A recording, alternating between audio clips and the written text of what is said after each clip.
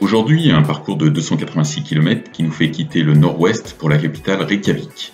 Petit déjeuner devant notre cottage. Il fait soleil aujourd'hui et cela nous change de cette première semaine assez maussade.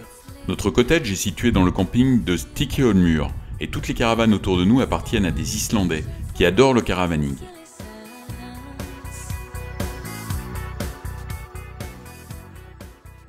Le cottage ne doit pas dépasser 25 mètres carrés, mais il est vraiment bien aménagé. Une pièce à vivre avec une cuisine, une salle de bain. À l'étage, par une échelle de meunier, nous accédons à une chambre pas très haute. Il faut ramper, mais avec une magnifique vue sur l'océan. Tout cela pour 135 € la nuit. Stykkishólmur, c'est la ville témoin de l'Islande avec ses 1100 habitants. Une église qui date de 1878, quelques vieilles bâtisses, un quartier résidentiel où toutes les maisons se ressemblent, une usine de conditionnement de poissons et bien sûr le port. C'est un des lieux de tournage de la vie rêvée de Walter Mitty. La curiosité, c'est cette maison norvégienne, qui est la plus ancienne d'Islande, puisqu'elle date de 1832. Elle a été construite en Norvège et amenée en pièces détachées en Islande. La nouvelle église en béton de Stykkishólmur rappelle une voile, ou le squelette d'une baleine, et elle date de 1990. Les 3/4 de la population se rattachent à l'église évangélique luthérienne d'Islande.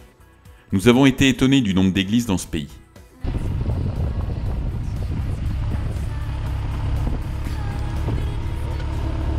Premier arrêt de la journée dans un site sur la F577 que je vous laisse lire sur ce panneau.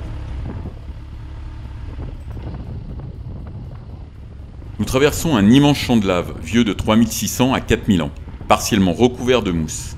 La légende veut qu'un paysan y ait tué 2 guerriers vikings.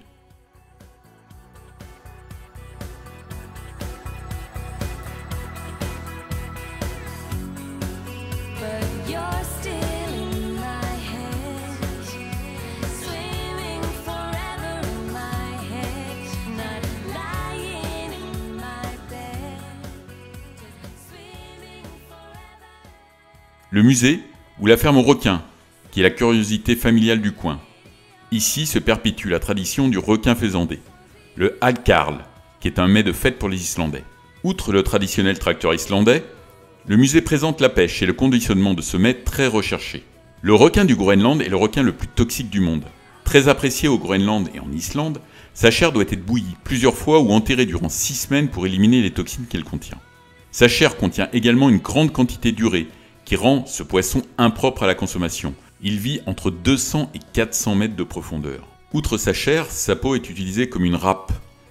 Le musée permet de goûter le hagkarl avec un verre de brénivin, qui est l'alcool du pays. Les deux produits sont surprenants. Nous ne savons toujours pas lequel est le pire. Mais ça sent... On peut pas dire que ça sent pas trop. Non, je pense que là, il est déjà... Ah là, ça sent un peu là. Et comme on peut le voir, c'est un séchoir. Il y en a un peu là. Il y en a surtout beaucoup ici. Ouais, quand même. Le requin du Groenland, qui est utilisé pour produire le hagkarl, est un vertébré d'une longévité exceptionnelle. Il peut vivre plus de 500 ans.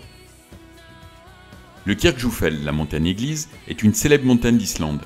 Particulièrement photogénique, cette montagne serait le site le plus photographié d'Islande.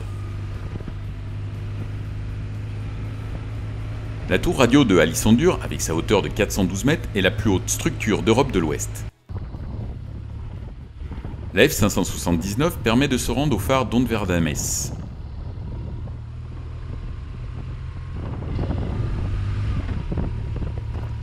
Surprise à notre arrivée, nous sommes accueillis par un renard arctique plutôt confiant, ce qui n'est pourtant pas dans son caractère. Le renard polaire est le seul mammifère natif du pays. Le nombre de renards est estimé à plus de 7000 individus. Le renard est considéré comme nuisible par les fermiers et les éleveurs, et sa chasse en Islande est autorisée en dehors des réserves naturelles. À l'exception des chasseurs, le renard polaire n'a pas de prédateurs dans le pays. Adulte, il ne mesure pas plus de 90 cm pour un poids compris entre 3 et 5 kg. Il ne craint pas le froid grâce à sa fourrure, qui lui permet de supporter des températures extrêmes pouvant aller jusqu'à moins 50 degrés.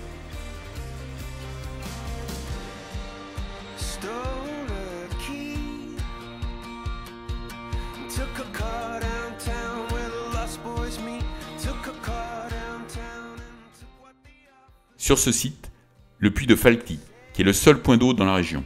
Selon la légende, le puits aurait 3 sources.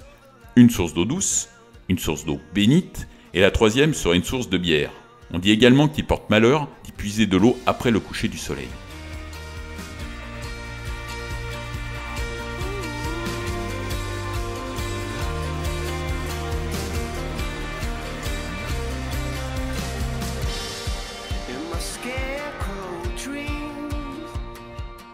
Le cratère du volcan Saxol est à voir, rien que pour la vue. Son ascension est facilitée par un escalier métallique.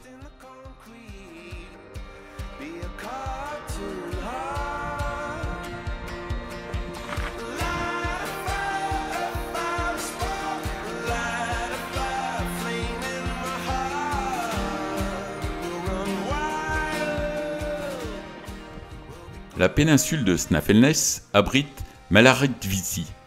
Jules Verne y aurait basé l'action du départ de son roman Voyage au centre de la Terre. Tout près de Elnar, le site de Londres-Hangar. Il s'agit de 2 immenses pitons rocheux plantés en bord de mer, l'un s'élevant à 75 mètres et le second à 61 mètres. Selon une légende locale, il s'agit de trolls.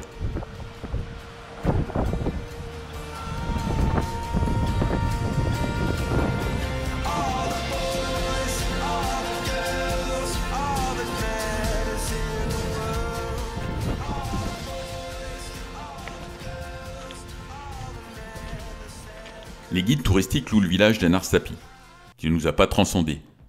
Nous regrettons de ne pas être allés voir l'église noire en bois d'Elnar.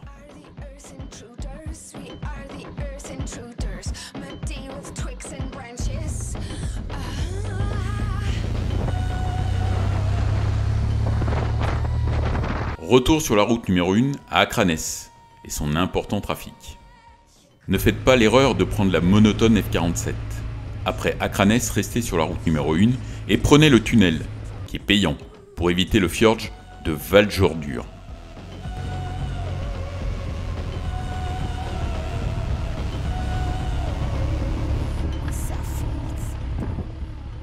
Visite du quartier historique qui entoure le lac Tjornin, puis arrivez à notre appartement pour 3 nuits.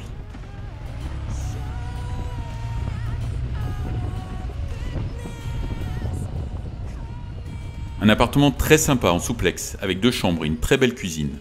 Le lave-linge nous permet de faire notre 2e lessive du séjour. Cet appartement, loué par Airbnb, nous aura coûté 380 € pour 3 nuits.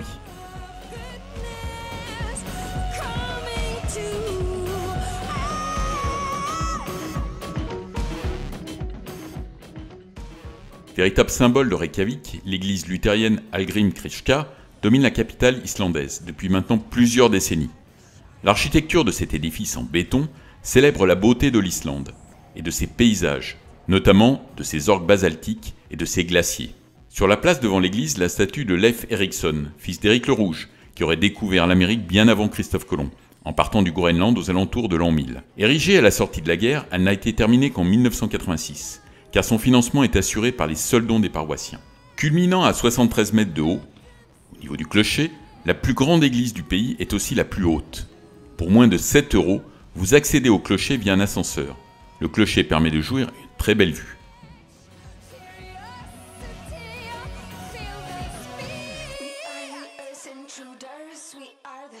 Au loin, l'aéroport de Reykjavik. Avant la construction de l'aéroport international de Keflavik, il était le principal aéroport islandais. Aujourd'hui, il est principalement utilisé pour les vols intérieurs. Lorsqu'on rentre à l'intérieur du bâtiment, on découvre une église typiquement luthérienne, par sa décoration, c'est-à-dire très sobre et dénudée. Le principal point d'intérêt est l'impressionnant et majestueux orgue de 15 mètres de haut qui pèse 25 tonnes et qui occupe depuis 1992 l'intérieur de l'entrée. Il possède 5275 tuyaux pour 72 jeux.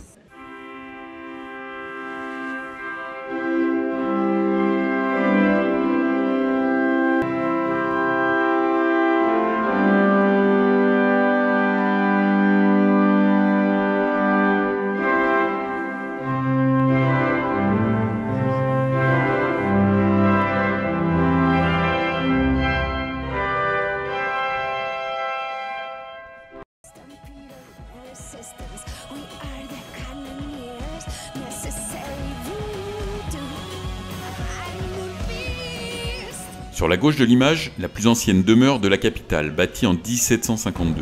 Cette bâtisse en bois a appartenu notamment à Skulu Magnusson, le père fondateur de Reykjavik. A noter que nous avions vu à Stykkishólmur la plus ancienne bâtisse d'Islande, qui datait elle de 1822. Sur la gauche, les plus vieilles maisons de la capitale. La maison du gouvernement, qui est le siège officiel du gouvernement de la République d'Islande, où le Premier ministre y a son bureau. Nous sommes loin de Matignon.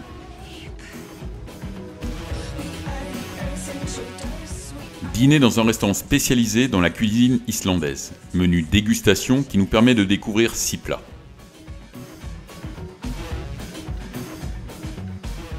La concession BMW islandaise, loin de nos showrooms de la marque, qui étaient malheureusement fermés. C'est la fin de cette journée. Demain, nous partons pour le Cercle d'Or et 3 jours de visite exceptionnelle, dont un volcan.